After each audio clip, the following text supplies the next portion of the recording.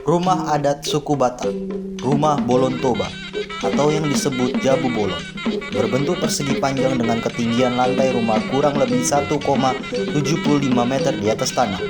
Elemen pembentuk rumah Bolon Toba dibagi atas 3 bagian secara vertikal, yakni bagian atas taruk atau tayub sebagai pelindung bangunan.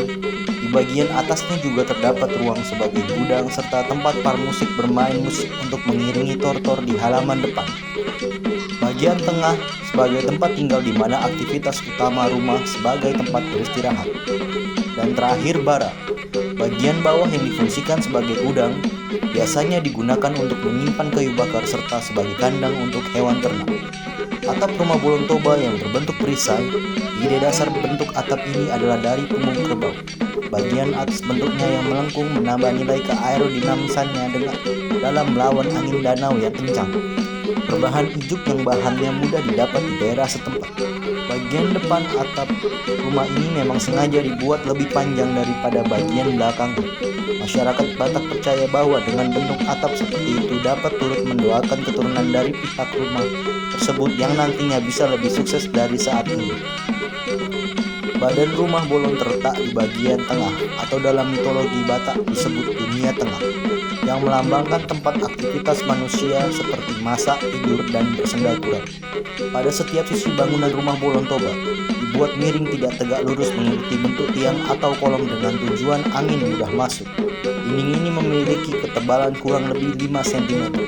Lantai rumah Bolon Toba menggunakan bilahan papan kayu keras yang panjangnya menyesuaikan lebar bangunan rumah Bolon Toba. Penggunaan lantai kayu ini dapat memberikan rasa hangat pada saat malam hari ketika suhu terasa dingin atau di saat musim hujan. Karena lantai rumah yang tinggi dari permukaan tanah, maka memerlukan tangga sebagai akses keluar masuk. Tangga pada rumah bolon memiliki jumlah yang ganjil. Hal ini berdasarkan kepercayaan suku Batak Toba bahwa angka ganjil adalah angka keberuntungan.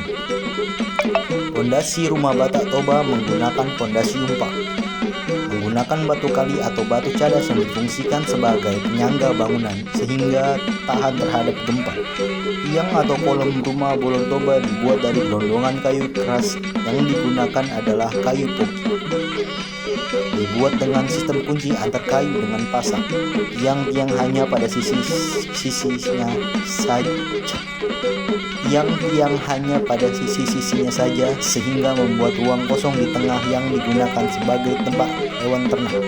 Tiang rumah bolon yang dipakai juga menjadi lambang kebersamaan dan merupakan salah satu komponen yang sangat penting untuk menjaga kestabilan. Itulah tadi mengenai ulasan tentang arsitektur rumah bolon yang telah saya rangkum. Semoga dapat menambah wawasan dan kecintaan terhadap beragam budaya tanah air.